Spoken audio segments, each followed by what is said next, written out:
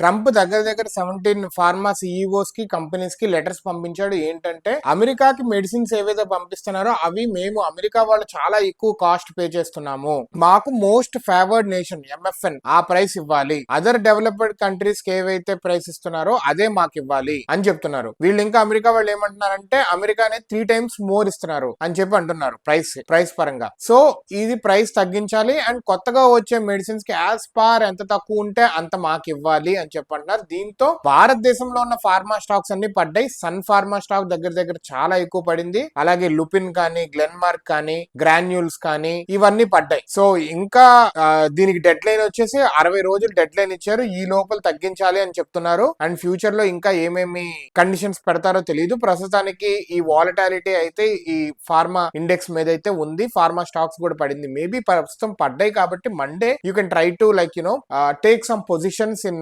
బాగా ఎక్కువ పడ్డ స్ట్రాంగ్ స్టాక్స్ లో మనం తీసుకోవచ్చు పొజిషన్స్. ఇది కూడా ఆలోచించండి పొజిషన్స్ తీసుకుంటానికి స్టాక్స్ పరంగా. ట్రంప్ అయితే ఇట్లాగా అన్నాడు. ప్రస్తుతానికి ఫార్మా ఇండస్ట్రీ మీద ఒక బాంబు వదిలేడు. మళ్ళీ బేసికల్ వీడి చేస్తుంది అమెరికాకు ఒక రకంగా మంచిది, బట్ మిగతా దేశాలు మనలాంటి దేశాలకు పెద్ద నష్టమే కదా. వాళ్ళకేమో తక్కువ అమ్మాలి, మనకు వచ్చేసేమో టారిఫ్స్ వేస్తాడంట. చూస్తున్నారు కొన్ని దేశాలు కలుస్తాయి, చాలా స్ట్రాంగ్ గా ఇస్తాయి అమెరికాకి.